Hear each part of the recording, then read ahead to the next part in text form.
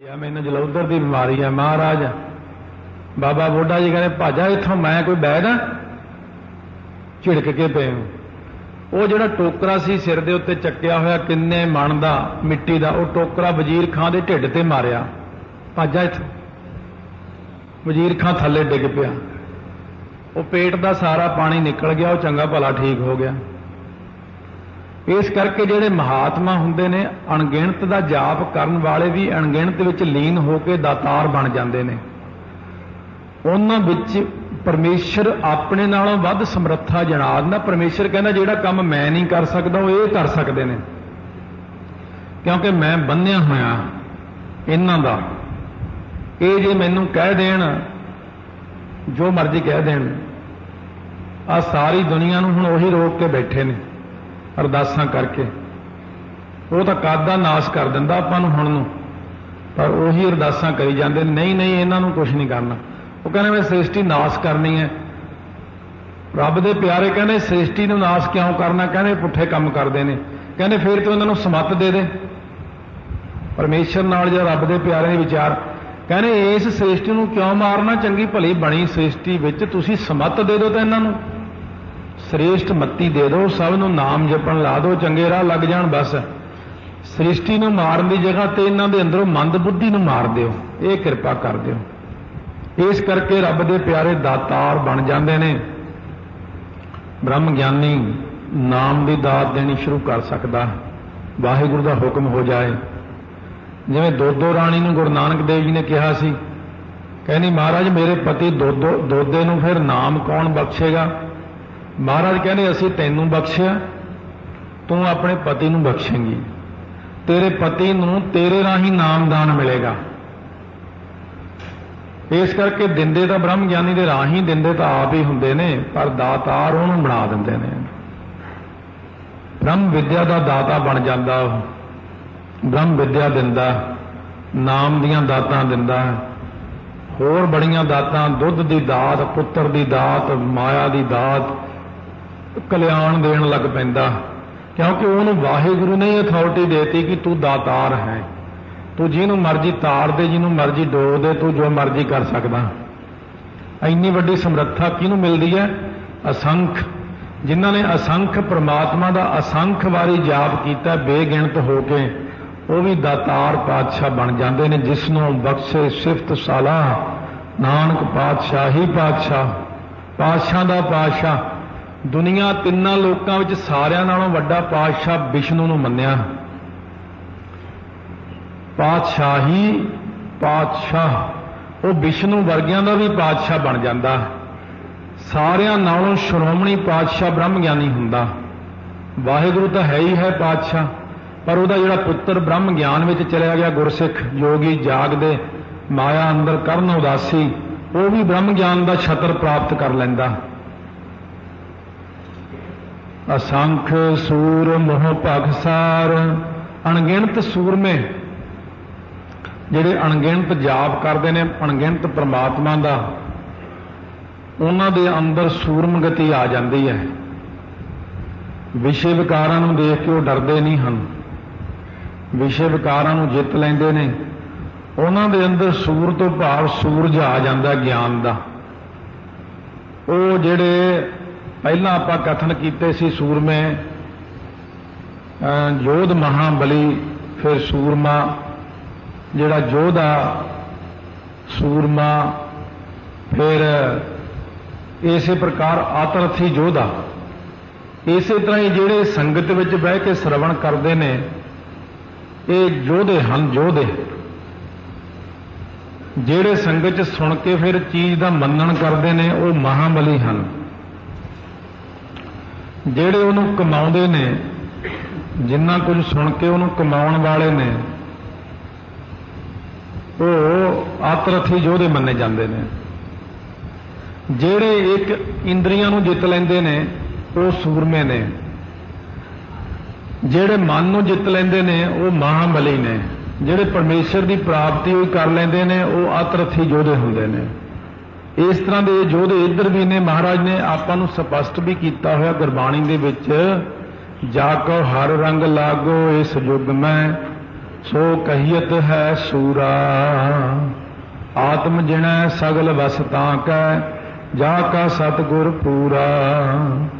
सो ਜਿਹੜੇ ਸੂਰਮੇ ਯੋਧੇ ਨਾਮ ਜਪਣ ਵਾਲੇ ਨੇ, ਉਹ ਜਿਹੜਾ ਮੋਹ ਹੈ ਇਹਨੂੰ ਭਖ ਸਾਰ, ਇਹਨੂੰ ਖਾ ਜਾਂਦੇ ਨੇ, ਮੋਹ ਨੂੰ ਸਾੜ ਦਿੰਦੇ ਨੇ, ਮੋਹ ਨੂੰ, ਤੇ ਉਚਾਰਨ ਕਰਦੇ ਨੇ ਪਰਮੇਸ਼ਰ ਦੇ ਨਾਮ ਨੂੰ, ਅਣਗਿਣਤ ਪਰਮੇਸ਼ਰ ਦੇ ਨਾਮ ਨੂੰ ਜਪਦਿਆਂ ਹੋਇਆਂ ਮੋਹ ਨੂੰ ਸਾੜ ਦਿੰਦੇ ਨੇ ਆਪਣੇ ਅੰਦਰੋਂ।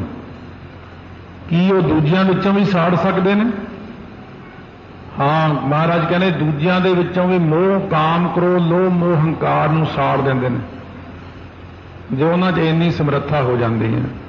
ਜਿਵੇਂ ਕੋਈ ਮਹਾਤਮਾ, ਉਹਨਾਂ ਕੋਲ ਬੜੇ ਸਾਲ ਕਿਸੇ ਨੇ ਸੇਵਾ ਕੀਤੀ, ਲੰਗਰ ਦੀ ਲਾਂਗਰੀ ਰਿਹਾ। ਇੱਕ ਦਿਨ ਸਾਰੀਆਂ ਚਾਬੀਆਂ ਮਹਾਤਮਾ ਦੇ ਅੱਗੇ ਰੱਖਤੀਆਂ। ਕਹਿਣ ਲੱਗਿਆ ਜੀ ਮੈਂ ਚੱਲਿਆ। ਕਹਿੰਦੇ ਕਿੱਥੇ? ਕਹਿੰਦੇ ਆਪਣੇ ਘਰ, ਵਿਆਹ ਸ਼ਾਦੀ ਕਰਵਾਵਾਂਗੇ, ਘਰ ਰਹਾਂਗੇ। ਕਹਿੰਦੇ ਕਿਉਂ? ਕਹਿੰਦੇ ਜੀ ਵਿਸ਼ੇ ਵਿਕਾਰ ਨਹੀਂ ਖਹਿੜਾ ਛੱਡਦੇ, ਇੱਥੇ ਕੋਈ ਗਲਤੀ ਹੋ ਗਈ ਬਦਨਾਮੀ ਹੋ ਜਾਏਗੀ। ਕਹਿੰਦੇ ਨਾ ਭਾਈ, ਤੇ ਤੂੰ ਤਾਂ ਸਾਰਾ ਲੰਗਰ ਸੰਭਾਲਿਆ ਹੋਇਆ, ਹੁਣ ਤੂੰ ਚਲਿਆ ਜਾਏਗਾ ਫਿਰ ਬਹੁਤ ਔਖਾ ਹੋ ਜਾਏਗਾ। ਉਹ ਸਿੰਘ ਕਹਿਣ ਲੱਗਿਆ ਫਿਰ ਤੁਸੀਂ ਕਾਮ, ਕ੍ਰੋਧ, ਲੋਭ, ਮੋਹ, ਹੰਕਾਰ ਮੇਰੇ ਅੰਦਰੋਂ ਖਤਮ ਕਰ ਦਿਓ, ਫਿਰ ਮੈਂ ਸੇਵਾ ਕਰ ਸਕਦਾ। ਮਹਾਂਪੁਰਸ਼ਾਂ ਨੇ ਉਹਦੇ ਸਿਰ ਤੇ ਹੱਥ ਰੱਖਿਆ, ਕੁਝ ਚਿਰ ਅੱਖਾਂ ਬੰਦ ਰੱਖੀਆਂ। ਕਹੇ ਲੈ ਬਈ ਕਾਮ, ਕ੍ਰੋਧ, ਲੋਭ, ਮੋਹ, ਹੰਕਾਰ ਸਾੜ ਕੇ ਸੁਆਹ ਕਰਦੇ ਤੇਰੇ ਅੰਦਰੋਂ, ਭੱਜ ਜਾ, ਜਾ ਕੇ ਲੰਗਰ ਦੀ ਸੇਵਾ ਸੰਭਾਲ।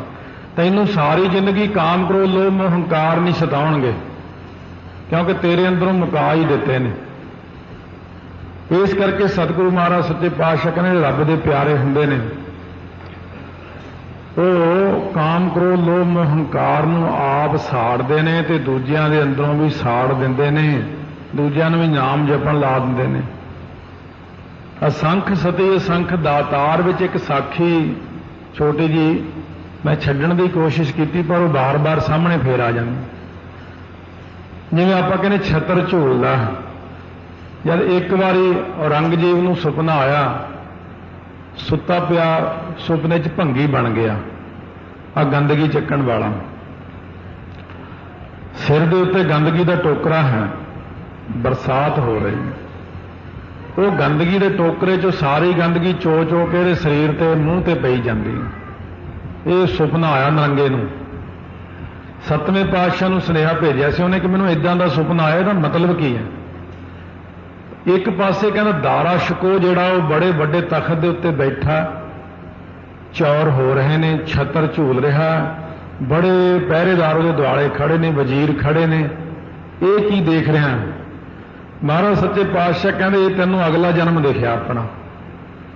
ਜਿਹੜਾ ਦਾਰਾ ਸ਼ਿਕੋ ਹੈ ਇਹ ਬ੍ਰਹਮ ਗਿਆਨ ਤੱਕ ਚਲਿਆ ਗਿਆ, ਇਹ ਸੱਚਾ ਭਗਤ ਬਣ ਗਿਆ ਹੈ।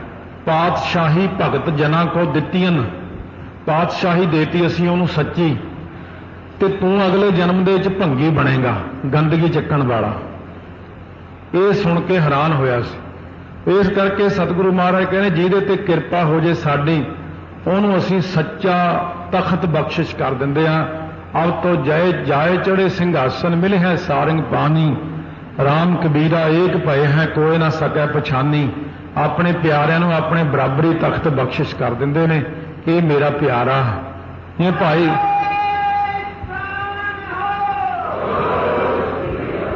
ਜਿਵੇਂ ਭਾਈ ਗੋਪਾਲੇ ਤੋਂ ਜਪਜੀ ਸਾਹਿਬ ਦਾ ਪਾਠ ਸੁਣ ਕੇ ਉਹਨੂੰ ਗੁਰਤਾ ਗੱਦੀ ਦੇਣ ਲੱਗੇ ਸੀ ਮਹਾਰਾਜ, ਕਿਉਂ ਕਰਦੇ ਨੇ? ਬਹੁਤੇ ਦਿਆਲੂ ਨੇ, ਬਹੁਤੇ ਕਿਰਪਾਲੂ ਸੱਚੇ ਪਾਤਸ਼ਾਹ। ਅਸੰਖ ਸੂਰ ਮੋਹ ਭਗਸਾਰ, ਅਣਗਿਣਤ ਪਰਮੇਸ਼ਰ ਦਾ ਨਾਮ ਜਪਣ ਵਾਲਿਆਂ ਦੇ ਅੰਦਰ ਸੂਰਜ ਵਾਂਗੂ ਪ੍ਰਕਾਸ਼ ਹੋ ਜਾਂਦਾ। ਉਹ ਮੋਹ ਨੂੰ ਸਾੜ ਕੇ ਭਖਦੇ ਨੇ, ਭਾਵ ਛਕਦੇ ਨੇ ਵਾਹਿਗੁਰੂ ਵਾਹਿਗੁਰੂ ਵਾਹਿਗੁਰੂ, ਨਾਮ ਨੂੰ ਹੀ ਛਕੀ ਜਾਂਦੇ ਨੇ। ਅਸੰਖ ਮੋਨ ਲਿਵ ਲਾਏ ਤਾਰ, ਅਣਗਿਣਤ ਪ੍ਰਕਾਰ ਦੇ ਪਰਮਾਤਮਾ, ਜਿਹੜਾ ਅਣਗਿਣਤ ਪ੍ਰਕਾਰ ਦਾ ਪਰਮਾਤਮਾ, ਅਣਗਿਣਤ ਪ੍ਰਕਾਰ ਦੀਆਂ ਉਹਦੀਆਂ ਬੋਲੀਆਂ, ਜਿਹਦਾ ਨਾਮ ਹੀ ਅਣਗਿਣਤ ਹੈ। ਅਸੰਖ ਨਾਮ ਪਰਮਾਤਮਾ ਦਾ ਹੀ ਆ। ਜਿਨ੍ਹਾਂ ਨੇ ਅਸੰਖ ਪਰਮਾਤਮਾ ਦਾ ਜਾਪ ਕਰ ਲਿਆ, ਉਹਨਾਂ ਦੀ ਤੇਲ ਧਾਰਾਵਤ ਸਮਾਧੀ ਅਕਾਲ ਪੁਰਖ ਦੇ ਜਦੋਂ ਜੁੜ ਜਾਂਦੀ ਹੈ ਤਾਂ ਅੰਦਰੋਂ ਹੀ ਮੌਨ ਹੋ ਜਾਂਦੇ ਨੇ। ਉਹ ਜਿਹੜੇ 4 ਪ੍ਰਕਾਰ ਦੇ ਮੌਨ ਆਪਾਂ ਸੁਣੇ ਸੀ, ਉਹਦੇ 'ਚ ਚੌਥਾ ਮੌਨ ਆਇਆ ਸੀ ਇੱਕ ਬ੍ਰਹਮ ਗਿਆਨ ਦਾ। ਉਹ ਇਹੋ ਜਿਹਾ ਮੌਨ ਹੁੰਦਾ ਕਿ ਅੰਦਰੋਂ ਹੀ ਸੰਕਲਪ ਵਿਕਲਪ ਖਤਮ ਹੋ ਗਏ। ਇੱਕ ਤਾਂ ਜ਼ਬਰਦਸਤੀ ਮੂੰਹ ਬੰਦ ਕਰਦੇ ਆਪਾਂ ਕਿ ਮੈਂ ਚੁੱਪ ਰਹਿਣਾ, ਚੁੱਪ ਹੈ ਚੁੱਪ ਨਾ ਹੋਵੇ ਜੇ ਲਾਏ ਰਹਾ ਲਵਤਾਰ। ਇੱਕ ਗੁੰਗ ਮੌਨ, ਜੜ ਮੌਨ, ਕਾਸਟ ਮੌਨ, ਇੱਕ ਗਿਆਨ ਮੌਨ। ਇਹ ਗਿਆਨ ਮੌਨ ਉਹਨਾਂ ਨੂੰ ਬ੍ਰਹਮ ਗਿਆਨੀਆਂ ਨੂੰ ਹੋ ਜਾਂਦਾ ਹੈ। ਉਹਨਾਂ ਦੇ ਅੰਦਰ ਕੋਈ ਸੰਕਲਪ ਨਹੀਂ ਰਹਿੰਦਾ, ਬੋਲ ਨਹੀਂ ਸਕਦੇ ਕੁਝ, ਸਮਾਧੀ ਲੱਗ ਗਈ। ਆਪਾਂ ਨੂੰ ਸੰਕਲਪ ਤੇ ਵਿਕਲਪ ਹੀ ਤਕਲੀਫ ਦਿੰਦੇ ਨੇ, ਇਹ ਬੋਲਣ ਲਈ ਮਜਬੂਰ ਕਰਦੇ ਨੇ, ਜਾਣ ਲਈ, ਖਾਣ ਲਈ, ਕਮਾਉਣ ਲਈ ਮਜਬੂਰ ਕਰਦੇ ਨੇ। ਜਦੋਂ ਬ੍ਰਹਮ ਗਿਆਨੀ ਦੇ ਅੰਦਰ ਸੰਕਲਪ ਨਹੀਂ ਰਹਿੰਦਾ, ਬਾਬਾ ਗੁਰਬਖਸ਼ ਸਿੰਘ ਜੀ ਰਾਮ ਕੌਰ ਅੰਦਰ ਕੋਈ ਸੰਕਲਪ ਨਹੀਂ ਸੀ ਰਹਿੰਦਾ, ਐਂ ਬੈਠੇ ਰਹਿੰਦੇ ਬਸ ਅੱਖਾਂ ਬੰਦ ਕਰਕੇ। ਸੇਵਾਦਾਰ ਨੇ ਪੇਟ ਨੂੰ ਰੱਸੀ ਬੰਨ੍ਹ ਕੇ ਦੇਖਣੀ ਵੀ ਰੱਸੀ ਹੁਣ ਢਿੱਲੀ ਹੋ ਗਈ। ਉਹਨੇ ਕੰਨ 'ਚ ਉੱਚੀ ਆਵਾਜ਼ ਕਹਿਣਾ, ਬਾਬਾ ਜੀ ਪ੍ਰਸ਼ਾਦਾ ਛਕ ਲਓ। ਸੰਕਲਪ ਨਹੀਂ ਨਾ ਹੈ, ਬਾਹਰੋਂ ਸੰਕਲਪ ਪਾਇਆ ਜਾਂਦਾ ਬ੍ਰਹਮ ਗਿਆਨੀ ਦੇ ਅੰਦਰ। ਅੱਛਾ ਪ੍ਰਸ਼ਾਦਾ ਛਕਾਉਣਾ, ਛਕਾ ਦਿਓ। ਫਿਰ ਉਹਨੇ ਮੂੰਹ 'ਚ ਬੁਰਕੀਆਂ ਪਾਈ ਜਾਣੀਆਂ, ਪਾਣੀ ਪਿਆਈ ਜਾਣਾ, ਰੱਸੀ ਕਸੀ ਗਈ ਪੇਟ ਨੂੰ। ਬਾਬਾ ਜੀ ਹੁਣ ਰੋਟੀ ਬੰਦ, ਅੱਛਾ ਰੱਜ ਗਏ, ਚਲੋ ਠੀਕ ਹੈ। ਤੇ ਇੰਨਾ ਨਹੀਂ ਪਤਾ ਲੱਗਦਾ ਇਸ ਅਵਸਥਾ ਜਾ ਕੇ ਮੈਨੂੰ ਭੁੱਖ ਲੱਗੀ ਆ ਜਾਂ ਮੈਂ ਰੱਜ ਗਿਆ। ਬਾਬਾ ਜੀ ਖੀਰ ਖਾ ਲਓ, ਅੱਛਾ ਪਾ ਦਿਓ ਮੂੰਹ 'ਚ ਮੇਰੇ। ਉਹ ਮੂੰਹ 'ਚ ਖੀਰ ਪਾਉਣ ਲੱਗ ਪਿਆ, ਬੜੀ ਸਵਾਦ ਹੈ। ਇਹ ਕਿਉਂ ਬਣਾਈ ਅੱਜ? ਬਾਬਾ ਜੀ ਵਿਆਹ ਹੋਇਆ। ਬਾਬਾ ਜੀ ਖਿਆ ਹੋਇਆ। ਕਹਿੰਦੇ ਖਿਆ ਦਾ ਮਤਲਬ ਕੋਈ ਬੁੜਾ ਚੜ੍ਹਾਈ ਕਰ ਗਿਆ ਬਜ਼ੁਰਗ, ਉਹਦੇ ਨਿਮਿੱਤ ਖੀਰ, ਕੜਾਹ, ਲੱਡੂ, ਜਲੇਬੀਆਂ ਬਣਾਈਆਂ। ਅੱਛਾ ਭਾਈ ਕੋਈ ਨਹੀਂ, ਖਿਆ ਹੀ ਹੁੰਦੇ ਰਹਿਣ, ਕੋਈ ਗੱਲ ਨਹੀਂ। ਸੁੱਤੇ ਹੀ ਬਚਨ ਹੁੰਦਾ ਉਹਨਾਂ ਦਾ, ਕੋਈ ਸੰਕਲਪ ਨਹੀਂ। ਉਹਨਾਂ ਨੂੰ ਨਹੀਂ ਪਤਾ ਮੈਂ ਕੀ ਬੋਲ ਦਿੱਤਾ। ਇਹ ਰੋਜ਼ ਪਿੰਡ 'ਚ ਇੱਕ ਬੰਦਾ ਮਰ ਜਾਂਦਾ, ਕਈ ਦਿਨ, ਹਫ਼ਤਾ, ਰੋਜ਼ ਇੱਕ ਬੰਦਾ ਮਰਨ ਲੱਗਿਆ। ਕਹਿੰਦੇ ਕੀ ਗਲਤੀ ਹੋ ਗਈ? ਪਿੰਡ ਵਾਲੇ ਕਹਿੰਦੇ ਰੋਜ਼ ਇੱਕ ਬੰਦਾ ਮਰੀ ਜਾਂਦਾ। ਕਹਿੰਦੇ ਬਾਬਾ ਜੀ ਨੇ ਕਿਹਾ ਸੀ ਸੁੱਤੇ ਸਿੱਧੀ ਕਿ ਕੋਈ ਨਹੀਂ ਭਾਈ ਖਿਆ ਹੀ ਹੁੰਦੇ ਰਹਿਣਗੇ। ਕਹਿੰਦੇ ਰੋਜ਼ ਇੱਕ ਖਿਆ ਹੋ ਜਾਂਦਾ। ਕਹਿੰਦੇ ਹੁਣ ਕੀ ਕਰੀਏ? ਕਹਿੰਦੇ ਹੁਣ ਇੱਕ ਵਿਆਹ ਰੱਖੋ। ਫਿਰ ਇੱਕ ਵਿਆਹ ਰੱਖਿਆ। ਵਿਆਹ ਝਟਪਟ ਕਰਕੇ ਖੀਰ ਬਣਾ ਕੇ ਫਿਰ ਬਾਬਾ ਜੀ ਨੂੰ ਖਵਾਈ। ਇਹ ਖੀਰ ਕਾਹਦੀ ਹੈ ਇੰਨੀ ਸਵਾਦ? ਕਹਿੰਦੇ ਬਾਬਾ ਜੀ ਇਹ ਇੱਕ ਵਿਆਹ ਹੋਇਆ ਪਿੰਡ 'ਚ, ਉਹਦੇ। ਅੱਛਾ ਭਾਈ ਵਿਆਹ ਹੀ ਹੁੰਦੇ ਰਹਿਣ। ਹੁਣ ਰੋਜ਼ ਹੀ ਵਿਆਹ, ਰੋਜ਼ ਹੀ ਵਿਆਹ, ਲੋਕ ਅੱਕ ਗਏ। ਕਈਆਂ ਦੀਆਂ ਘਰਾਂ ਵਾਲੀਆਂ ਜਿਹੜੀਆਂ ਪਹਿਲੀਆਂ ਚੜ੍ਹਾਈ ਕਰ ਗਏ, ਉਹਨਾਂ ਦੇ ਹੋਰ ਵਿਆਹ ਹੋ ਗਏ। ਹੁਣ ਉਸ ਪਿੰਡ ਵਿੱਚ ਕੀ ਹੋਣਾ? ਉਹ ਇਹੀ ਚੀਜ਼ ਚੱਲੀ ਜਾਂਦੀ ਹੈ। 2 ਵਿਆਹ 3 ਵਿਆਹ, 2 ਵਿਆਹ 3 ਵਿਆਹ ਸਾਰਿਆਂ ਦੇ ਹੀ ਹੋ ਜਾਂਦੇ ਨੇ। ਰਮਦਾਸ ਪਿੰਡ ਹੈ ਇਹ।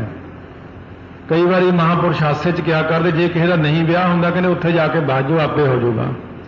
ਆਨੰਦਪੁਰ ਸਾਹਿਬ ਵੀ ਇਹੀ ਮਹਾਰਾਜ ਦਸਵੇਂ ਪਾਤਸ਼ਾਹ ਨੇ ਕੁਦਰਤੀ ਸੁਭਾਅ ਕੀ ਕਹਿੰਦਾ। ਕਹਿੰਦੇ ਮਹਾਰਾਜ ਇੱਕ ਸਿੱਖ ਕਹਿੰਦਾ ਮਹਾਰਾਜ ਚੰਗੇ ਆਨੰਦਪੁਰ ਵਸਿਆ, ਸਾਡਾ ਤਾਂ ਨਿਆਣਿਆਂ ਦੇ ਵਿਆਹ ਹੀ ਨਹੀਂ ਹੁੰਦੇ। ਮਹਾਰਾਜ ਕਹਿੰਦੇ ਇੱਥੇ ਤਾਂ 2-2 ਹੋਇਆ ਕਰਨਗੇ। ਉਹ ਆਨੰਦਪੁਰ ਸਾਹਿਬ ਐਸਾ ਵਰ ਦਿੱਤਾ ਹੋਇਆ ਮਹਾਰਾਜ, ਬਹੁਤਿਆਂ ਘਰਾਂ 'ਚ 2-2 ਵਿਆਹ ਹੁੰਦੇ ਉੱਥੇ। ਸੋ ਇਸ ਕਰਕੇ ਬ੍ਰਹਮ ਗਿਆਨੀ ਅੰਦਰ ਕੋਈ ਸੰਕਲਪ ਨਹੀਂ ਹੁੰਦਾ। ਸੰਕਲਪ ਆਪਾਂ ਪਾਉਨੇ ਆ ਜਾ ਕੇ। ਉਹਨੂੰ ਬਰਫੀ ਖਾਣ ਦਾ ਸ਼ੌਕ ਨਹੀਂ, ਫਲ ਖਾਣ ਦਾ ਸ਼ੌਕ ਨਹੀਂ, ਵਸਤਰ ਪਹਿਨਣ ਦਾ ਸ਼ੌਕ ਨਹੀਂ, ਆਪਣੀ ਅਵਸਥਾ 'ਚ ਮਸਤ ਬੈਠੇ ਨੇ। ਉਹਨੂੰ ਨਹੀਂ ਇੱਛਾ ਕਿ ਮੈਨੂੰ ਕੋਈ ਲਿਆ ਕੇ ਕੁਝ ਖਵਾਵੇ। ਇਹ ਤਾਂ ਆਪਾਂ ਲਿਜਾ ਕੇ ਬਹਿ ਜਾਈਏ, ਡੱਬਾ ਬਰਫੀ, ਕੋਈ ਕੱਪੜਾ, ਆ ਜੀ ਬਰਫੀ ਲਿਆਂਦੀ, ਅੱਛਾ ਉਦੋਂ ਸੰਕਲਪ ਬਣਦਾ। ਇਹ ਤੁਸੀਂ ਖਾ ਲਓ, ਫਿਰ ਸੰਕਲਪ ਬਣਾ ਲੈਂਦਾ। ਅੱਛਾ ਤੁਸੀਂ ਕਹਿੰਦੇ ਹੋ ਖਾ ਲਓ, ਅੱਛਾ ਲੈ ਮਾੜੀ ਜੀ ਖਵਾ ਦੇ। ਫਿਰ ਬਾਬਾ ਜੀਵਨ ਸਿੰਘ ਜੀ ਕਾਰ ਸੇਵਾਣਾ ਕੋਲ ਮਾਈ ਆਈ ਕਿ ਬਾਬਾ ਜੀ ਦੁੱਧ ਲੈ ਕੇ ਆਈਆਂ, ਗਾਂ ਮੱਝ ਸੂਈ ਸਾਡੀ। ਤਰਨਤਾਰਨ ਸਾਹਿਬ ਦੀ ਗੱਲ ਹੈ ਇਹ, ਸਾਡੇ ਦੇਖਣ ਦੀ ਗੱਲ ਹੈ। ਬਾਬਾ ਜੀ ਬਹੁਤਾ ਜੋ ਕਹਿੰਦੇ ਅਸੀਂ ਤਾਂ ਬੀਬਾ ਕਦੇ ਦੁੱਧ ਛਕਿਆ ਨਹੀਂ ਹੈ, ਸੰਗਤ ਨੂੰ ਪਿਆ ਦੇ, ਲੰਗਰ 'ਚ ਪਾ ਦੇ, ਮੰਨੀ ਨਾ। ਕਹਿੰਦੇ ਚੰਗਾ ਫਿਰ ਜੇ ਬਹੁਤਾ ਕਰਦੀਆਂ ਇੱਕ ਤੁਪਕਾ ਉਂਗਲ ਨੂੰ ਲਾ ਕੇ ਮੂੰਹ ਤੇ ਲਾ ਲਿਆ। ਕਹਿੰਦੇ ਬਸ ਇੰਨਾ ਹੀ ਬਹੁਤ ਹੈ। ਕਹਿੰਦੇ ਤੇਰਾ ਦੁੱਧ ਪ੍ਰਵਾਨ ਹੋ ਗਿਆ, ਜਾਂ ਲੰਗਰ 'ਚ ਪਾ ਦੇ। ਹੁਣ ਬ੍ਰਹਮ ਗਿਆਨੀ ਨੂੰ ਕੋਈ ਸੰਕਲਪ ਨਹੀਂ ਹੁੰਦਾ। ਤਾਂ ਮਹਾਰਾਜ ਕਹਿੰਦੇ ਜਿਨ੍ਹਾਂ ਨੇ ਅਣਗਿਣਤ ਪਰਮੇਸ਼ਰ ਦਾ ਜਾਪ ਕੀਤਾ, ਉਹ ਗੁਰਮੁਖਾਂ ਦੀ ਬਿਰਤੀ ਇਹੋ ਜਿਹੀ ਲੱਗ ਜਾਂਦੀ ਹੈ ਕਿ ਉਹਨਾਂ ਦੇ ਅੰਦਰ ਹੀ ਮੌਨ ਹੋ ਜਾਂਦਾ, ਅੰਦਰੋਂ ਹੀ ਚੁੱਪ ਹੋ ਜਾਂਦਾ। ਉਹਨਾਂ ਦਾ ਸੰਕਲਪ ਵਿਕਲਪ ਰਹਿੰਦੇ ਹੀ ਨਹੀਂ ਹੈ। ਕਹਿੰਦੇ ਉਹਨਾਂ 'ਚ ਮਹਾਰਾਜ ਫਿਰ ਸ਼ਕਤੀ ਕਿੰਨੀ ਕੁ ਆ ਜਾਂਦੀ ਹੈ। ਕੁਦਰਤ ਕਵਣ ਕਹਾਂ ਵਿਚਾਰ। ਕਹਿੰਦੇ ਬ੍ਰਹਮ ਗਿਆਨੀ ਦੇ ਅੰਦਰ ਕਿੰਨੀ ਕੁ ਕੁਦਰਤ ਭਾਵ ਸ਼ਕਤੀ ਹੈ, ਕਵਣ ਕਿੰਨੀ ਕੁ ਹੈ, ਕਹਾਂ ਵਿਚਾਰ। ਕਹਿੰਦੇ ਕੀ ਵਿਚਾਰ ਦੱਸੀਏ? ब्रह्म ज्ञानी की शक्ति का कोई अंत नहीं, मन्ने की गत कही न जाए, जे को कहे पिछे पछताए। ब्रह्म ज्ञानी की शक्ति उन्नी हुई है जिन्नी परमेश्वर की है।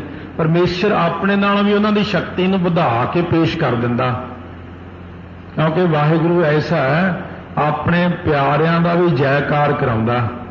महाराज 10वें पातशाह को जिवें ढाल लैके आया सी सिख, सो जो ढाल लैके आया बड़ी सिफत कर बैठा, किते कहना महाराज ये जो गोली नहीं लंघदी, महाराज कहने लंघ सकती, कहने नहीं लंघदी, महाराज कहने लंघ जाती, कहना महाराज ये जो गोली नहीं लंघ सकती, गैंडे की बनी हुई, महाराज कहने लंघ सकती।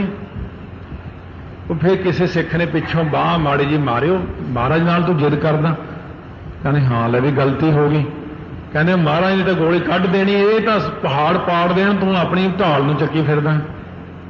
वो सिख कहना हुण की करा, उन्हें जाके 5 ਸਿੰਘਾਂ ਨੂੰ कड़ाह प्रसाद छकाता, कहते अरदास करो कि मेरी जिस काम ਲਈ मैं आया वो काम ਦੇ ਵਿੱਚ फतेह प्राप्त हो। 5 ਨੂੰ भी नहीं दस्या उन्हें भी की गल है, 5 ने तो अरदास करती। वो बड़े पहुंचे हुए महापुरुष, 5 गुरसिख बाणी पढ़न वाले। जद महाराज ने ढाल अगे रखी, सामने दरख्त नाल बनवा दी कस के, जद गोली मार दे ने तां नूं गोली चला दिंदे ने, कदे खब्बे चला सज्जे चला, 5-6 गोलियां चलाइयां महाराज ने। महाराज कहने की कीता सी बई, कहने कुछ नहीं जी, कहने कोई गल तां है। जद मैं पहली बार गोली चलाउण लग्या ढाल दे अगे, गुरु नानक देव जी आ गए, मैं गोली नहीं चला सकिया, मैनूं तां नूं गोली चलाउणी पई। फिर 9वें पातशाह आ गए, फिर होर पातशाह आ गए।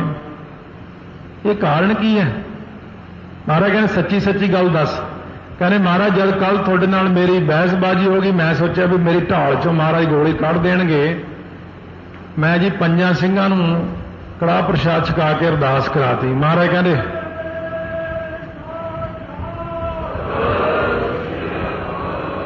महाराज कहने खालसा जी थानू दस्सण वास्ते यह कौतक रचाया असीं कि 5 ਸਿੰਘਾਂ की समर्था मेरे नालों भी ज्यादा है। जब 5 ਸਿੰਘ अरदास कर देणगे तां असीं उन्हां दा वचन प्रवान करांगे, क्योंकि वो ढाल विचों फिर गोली नहीं महाराज ने कढ़ी, कहने बजा पाई तूं हुण तां अरदास ही कराती।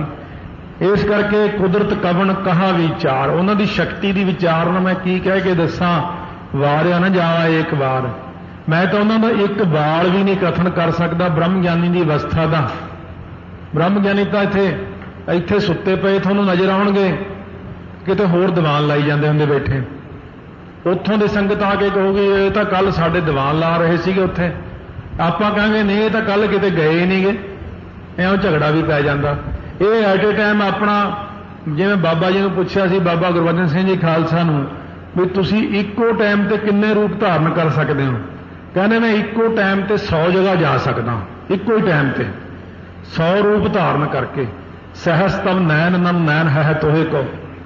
अकाल पुरख का तो फिर कोई अंत ही नहीं, सतगुरु का तो कोई अंत ही नहीं भी किन्ने रूप धारण करके कित्थे कित्थे गुरसिखां की मदद करते हैं।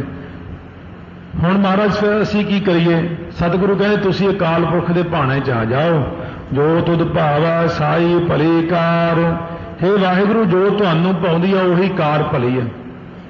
अथवा गुरसिख तैनूं सारा कुछ दस दिता, तैनूं दस दिता कर्म उपासना ज्ञान प्रकाश हर एक चीज़ का। हुण जो तैनूं पाउंदा वो कर लै, जो तेरे उत्ते कोई दंड नहीं है। नहीं तो आम मतां विच दंड हुंदे ने, देव दंड पितर दंड जम दंड, ये दंड तेरे उत्ते नहीं है। जिहड़ा वाहिगुरु मंत्र जपदा उहदे उत्ते कोई दंड नहीं हुंदा, बाकी धर्मां विच दंड हुंदे ने। वो अद्धा हिस्सा उल जांदे सिमरन दा, तेरा सिमरन तैनूं ही मिलेगा। तू सदा सलामत निरंकार। हे अकाल पुरख वाहिगुरु तू सदा सलामत है परमेश्वर। तू दा अर्थ है त्वंग पद जीव, जीव का लख अर्थ जिहड़ा आत्मा साखी अंदर है साडे। तो इस प्रकार ही सदा सलामत कौन है? ईश्वर। ईश्वर के अंदर जिहड़ा लख अर्थ वाहिगुरु बैठा है। भाव कहण दा सीधा जिहा जिहड़ा जीव के अंदर आत्मा है, जिहड़ी ईश्वर के अंदर आत्मा है, उही निरंकार के अंदर है। ये तिन्नां दे विच इक्को ही चीज़ है। निरंकार भी उही है, ईश्वर भी वो आप ही बनया होया है, जीव रूप भी वो आप ही है। हे जीव यही तेरा स्वरूप है कि सारिया अंदर जिहड़ी आत्मा है वो आत्मा ही परमात्मा है, वही ईश्वर है, वही सर्वव्यापक है। इउं जान के तू इउं जाप कर कि मेरे अंदर भी मेरे बाहर भी सृष्टि विच भी तिन्ना लोकां दे विच इको एक आप ही है। वाहेगुरु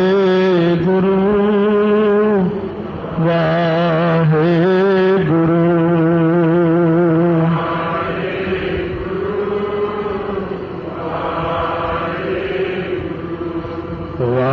वाहेगुरु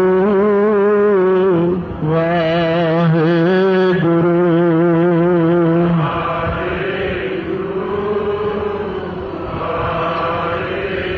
प्यार सो आम तौर ते सतनाम इस करके कहा जाता भी हुण असीं वाहिगुरु कहना, सतनाम लाउणा इस करके उहदी उपमा हो जाती कि सच्चा नाम है वाहिगुरु। सो सतगुरु महाराज गुरु नानक देव जी बख्शिश कर रहे हैं अपने ते 17 पौड़ियां सरवण कीतियां हन। 18ਵੀਂ पौड़ी श्री जपजी साहब की सरवण कर रहे हैं। सिद्धां ने बेनती की कि सानू हुण तामसी सृष्टि का कथन करके दसो।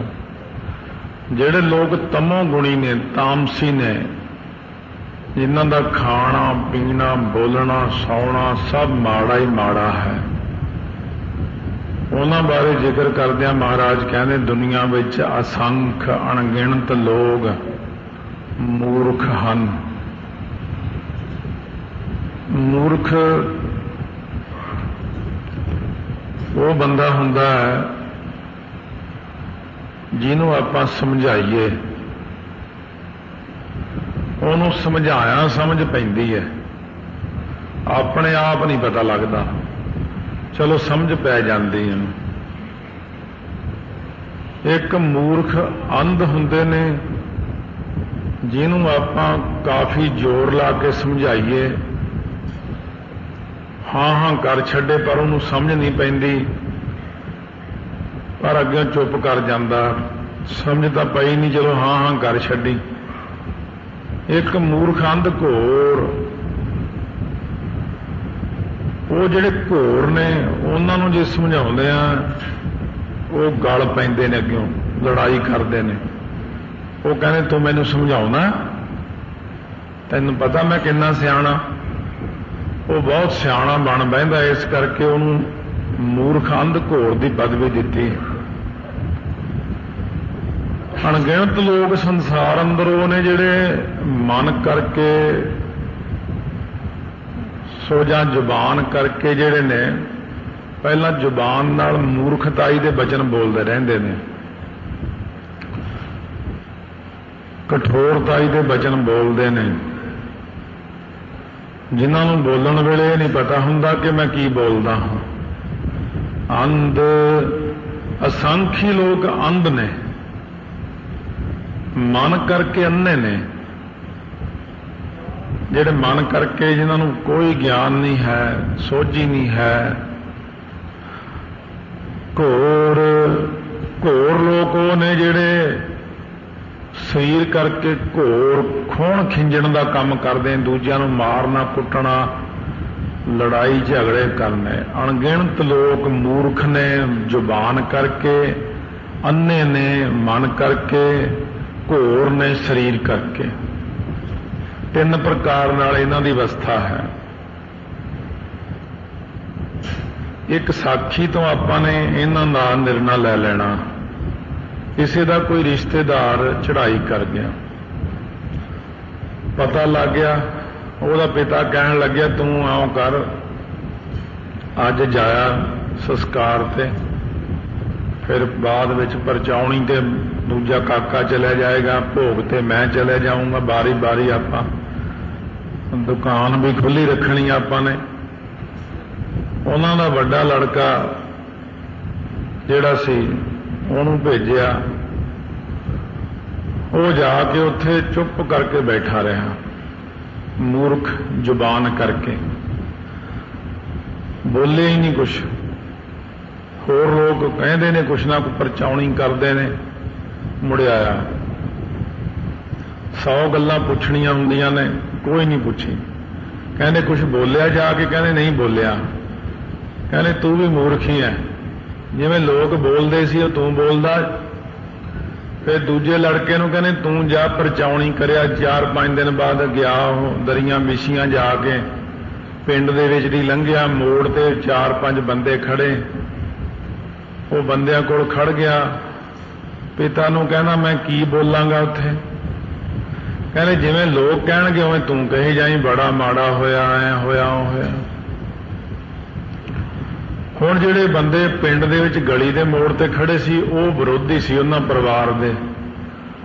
ਉਹਨਾਂ 'ਚ ਇੱਕ ਬੰਦਾ ਕਹਿੰਦਾ ਚੰਗਾ ਹੋਇਆ ਗਲੋਂ ਲੈ ਗਿਆ, ਦੂਜਾ ਕਹਿੰਦਾ ਐਵੇਂ ਭੈੜਾ ਆਦਮੀ ਸੀ, ਤੀਜਾ ਕੁਛ ਬੋਲਦਾ, ਚੌਥਾ ਕੁਛ ਬੋਲਦਾ। ਉਹ ਜਾ ਕੇ ਘਰੇ ਦਰੀ ਤੇ ਬਹਿ ਗਿਆ ਸਤਿ ਸ੍ਰੀ ਅਕਾਲ ਕਰਕੇ। ਹੁਣ ਉਹਦੇ ਪਿਓ ਨੇ ਕਿਹਾ ਸੀ ਕਿਸੇ ਵੀ ਰਿਸ਼ਤੇਦਾਰ ਨਾਲ ਤੂੰ ਪਰਚਾਉਣੀ ਕਰੀ ਗੱਲਾਂ ਬਾਤਾਂ 'ਚ। ਉਹ ਲੱਗ ਗਿਆ ਕਰਨ। ਕਹਿੰਦੇ ਚੰਗਾ ਹੋਇਆ ਗਲੋਂ ਲੈ ਗਿਆ, ਚੰਗਾ ਹੋਇਆ ਮਰ ਗਿਆ, ਇਹ ਜੇ ਆਦਮੀ ਨਾ ਮਰਿਆ ਹੀ ਚੰਗਾ, ਕਿਉਂਕਿ ਉਹਨੇ ਕਿਹਾ ਸੀ ਜਿਹਾ ਜਾਂ ਤੂੰ ਸੁਣੇਗਾ ਜਾਂ ਬੋਲਣੀ। ਉਹ ਸਾਰੇ ਰਿਸ਼ਤੇਦਾਰ ਕੁੱਟਣ ਲੱਗੇ ਫੜ ਕੇ ਉਹਨੂੰ, ਕਹਿੰਦੇ ਸਾਡਾ ਬੰਦਾ ਮਰ ਗਿਆ, ਤੈਨੂੰ ਇਹ ਚੰਗੇ ਚੰਗੇ ਦੀ ਪਈ ਆ, ਭਜਾਤਾ, ਝਿੜਕ ਕੇ ਭਜਾਤਾ ਉੱਥੋਂ। ਉਹਨੇ ਆਪਣੇ ਪਿਤਾ ਨੂੰ ਆ ਕੇ ਦੱਸਿਆ, ਕਹਿੰਦੇ ਤੂੰ ਬਹੁਤ ਮਾੜਾ ਕੀਤਾ, ਐ ਥੋੜੀ ਬੋਲੀ ਦਾ ਜਾ ਕੇ। ਉਹ ਗਲੀ 'ਚ ਜਿਹੜੇ ਬੰਦੇ ਖੜੇ ਸੀ ਉਹ ਤਾਂ ਵਿਰੋਧੀ ਹੋਣੇ ਆ। ਕਹਿੰਦੇ ਤੁਸੀਂ ਵੀ ਝੱਲੇ ਹੀ ਹੋ, ਮੈਂ ਜਾਂਦਾ। ਇਹ ਸੀਗਾ ਅੰਧ ਜਿਹੜਾ ਗਿਆ ਸੀ ਮਨ ਕਰਕੇ। ਹੁਣ ਜਦੋਂ ਭੋਗ ਤੇ ਪਿਤਾ ਗਿਆ ਤਾਂ ਉਹ ਖੜਾ ਹੋ ਗਿਆ, ਮੈਂ 1 ਮਿੰਟ ਲਈ ਮੈਂ ਸਮਾਂ ਚਾਹੁੰਦਾ ਹਾਂ, ਮੈਂ ਮੇਰੇ ਪੁੱਤਰ ਆਏ, ਪਹਿਲਾਂ ਤਾਂ ਕੁਝ ਬੋਲਿਆ ਹੀ ਨਹੀਂ, ਦੂਜਾ ਬੋਲਿਆ ਤਾਂ ਉਹਨੇ ਬਹੁਤ ਗਲਤ ਬੋਲਿਆ, ਮੈਂ ਸਾਰੇ ਰਿਸ਼ਤੇਦਾਰਾਂ ਤੋਂ ਮਾਫੀ ਮੰਗਦਾ। ਪਰ ਇਹ ਆ ਵੀ ਅੱਗੇ ਵਾਸਤੇ ਜਦ ਤੁਹਾਡਾ ਕੋਈ ਮਰੇਗਾ ਫਿਰ ਮੈਂ ਹੀ ਆਇਆ ਕਰਾਂਗਾ। ਇਹ ਘੋਰ ਮੂਰਖ ਹੈ। ਇੰਨੀ ਤਾਂ ਦੁੱਖ ਦੀ ਗੱਲ ਹੈ ਵੀ ਉਹਨਾਂ ਦਾ ਬੰਦਾ ਮਰ ਗਿਆ, ਕਹਿੰਦਾ ਅੱਗੇ ਨੂੰ ਜਦ ਤੁਹਾਡਾ ਕੋਈ ਮਰੇਗਾ ਫਿਰ ਮੈਂ ਹੀ ਆਉਂਗਾ। ਇਹ ਗਲਤ ਗੱਲ ਕਰ ਦਿੱਤੀ ਉਹਨੇ। ਇਸ ਕਰਕੇ ਲੋਕਾਂ ਨੂੰ ਬੋਲਣ ਦਾ ਘੱਟ ਹੀ ਗਿਆਨ ਹੁੰਦਾ। ਅਸੰਖ ਮੂਰਖ ਅੰਧ ਘੋਰ ਇਹੋ ਜਿਹੇ ਲੋਕ ਜਿਹੜੇ ਨੇ ਖੂਨ ਖਿੰਜਣ ਦਾ ਕੰਮ ਕਰਦੇ ਨੇ, ਲੁੱਟਣ ਦਾ ਕੰਮ ਕਰਦੇ ਨੇ, ਮਾਰ ਛੱਡਦੇ ਨੇ, ਜਿਵੇਂ ਅੱਜ ਕੱਲ੍ਹ ਹੁੰਦਾ ਹੀ ਆ। ਅਸੰਖ ਚੋਰ, ਅਣਗਿਣਤ ਦੁਨੀਆ ਅੰਦਰ ਚੋਰ ਨੇ। ਬਹੁਤ ਸਾਰੇ ਲੋਕ ਧਨ ਦੀ ਚੋਰੀ ਕਰਦੇ ਨੇ। ਬਹੁ ਪ੍ਰਪੰਚ ਕਰ ਪਰ ਧਨ ਲਿਆਵੈ, ਸੁਦਾਰਾ ਭਿਆਨ ਲੁਟਾਵੈ। ਮਨ ਮੇਰੇ ਭੂਲੇ ਕਪਟ ਨਾ ਕੀਜੈ, ਅੰਤ ਨਿਬੇਰਾ ਤੇਰੇ ਜੀ ਪੈ ਲੀਜੈ। ਚੋਰ ਕੀਆ ਚੰਗਾ ਕਿਉਂ ਹੋਏ, ਚੋਰ ਕੀ ਹਮ ਭਰੈ ਨਾ ਕੋਏ। ਚੋਰ ਤਾਂ ਬੜਾ ਭੈੜਾ ਗਿਣਿਆ ਬਾਣੀ 'ਚ। ਫਿਰ ਚੋਰ ਜਿਹੜੇ ਨੇ ਉਹ ਕਈ ਪ੍ਰਕਾਰ ਦੇ ਨੇ। ਇੱਕ ਧਨ ਦੇ ਚੋਰ ਨੇ, ਪੈਸਾ ਚੋਰੀ ਕਰਦੇ ਨੇ ਲੋਕਾਂ ਦਾ। ਇੱਕ ਮਨ ਕਰਕੇ ਚੋਰ ਨੇ ਜਿਹੜੇ ਆਪਣੇ ਔਗਣਾਂ ਨੂੰ ਮਨ ਦੇ ਅੰਦਰ ਛੁਪਾ ਕੇ ਰੱਖਦੇ, ਕੁਰੈਤ ਕਰਕੇ। ਉਹ ਕਹਿੰਦੇ ਨਾ ਜੀ ਮੈਂ ਤਾਂ ਤਿਆਰ ਪਰ ਤਿਆਰ ਹਾਂ, ਮੈਂ ਤਾਂ ਮੇਰੇ ਵਰਗਾ ਕੋਈ ਗੁਰਸਿੱਖ ਨਹੀਂ ਹੈ, ਪਰ ਕੁਰੈਤ ਕਰੀ ਹੁੰਦੀ ਉਹਨਾਂ ਦੀ। ਉਹ ਮਨ ਕਰਕੇ ਚੋਰ ਨੇ। ਕਬੀਰ ਜੀ ਕਹਿੰਦੇ, ਕਬੀਰ ਜੇਤੇ ਪਾਪ ਕੀਏ ਰਾਖੇ ਤਲੇ ਦੁਰਾਏ। ਕਬੀਰ ਜੀ ਕਹਿੰਦੇ ਜਿੰਨੇ ਪਾਪ ਕੀਤੇ ਨੇ ਬੰਦੇ ਨੇ ਉਹਨੇ ਮਨ 'ਚ ਛੁਪਾ ਕੇ ਰੱਖ ਲਏ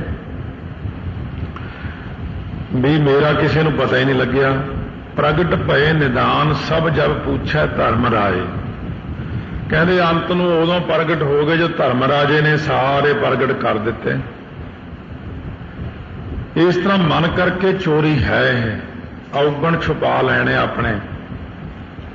ਹੁਣ ਇੱਕ ਉਹ ਨੇ ਚੋਰ ਜਿਨ੍ਹਾਂ ਵਾਸਤੇ ਮਹਾਰਾਜ ਸੱਚੇ ਪਾਤਸ਼ਾਹ ਕਹਿੰਦੇ ਨੇ ਤੇ ਤਸਕਰ ਜੋ ਨਾਮ ਨਾ ਲੇਵੈ ਵਸ ਹੈ ਕੋਟ ਪੰਚਾਸਾ।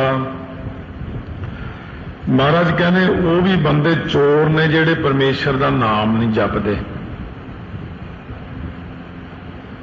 ਉਹਨਾਂ ਨੂੰ ਧਰਤੀ ਦਾ ਇੱਕ ਹਿੱਸਾ ਹੈ ਤਾਂਬੇ ਦਾ 50ਵਾਂ ਕਰੋੜ ਹਿੱਸਾ 50 ਕਰੋੜ ਯੋਜਨ ਧਰਤੀ ਕੁੱਲ ਹੈ ਉਹ ਤਾਂਬੇ ਦੀ ਹੈ ਜਿੱਥੇ ਬਹੁਤ ਧੁੱਪ ਪੈਂਦੀ ਹੈ ਵੱਡੇ ਵੱਡੇ ਅਜਗਰ ਸੱਪ ਉੱਥੇ ਰਹਿੰਦੇ ਨੇ ਉਹਨਾਂ ਨੂੰ ਇਹੀ ਸਜ਼ਾ ਮਿਲੀ ਹੋਈ ਆ ਮਿੱਟੀ ਖਾਂਦੇ ਨੇ ਉਹ ਸੋ ਇਸ ਕਰਕੇ ਇਹ ਜਿਹੜੀ ਧਰਤੀ ਆਮ ਤੌਰ ਤੇ ਗਿਣੀ ਗਈ ਹੈ ਹਿੰਦੁਸਤਾਨ ਦੇ ਨਕਸ਼ੇ 'ਚ ਬਿਲਕੁਲ ਥੱਲੇ ਜੇ ਜਾ ਕੇ ਆਉਂਦੀ ਕਿਤੇ ਕੇਰਲਾ ਵੱਲ ਨੂੰ ਉਦੋਂ ਅੱਗੇ ਨੂੰ ਕਿਤੇ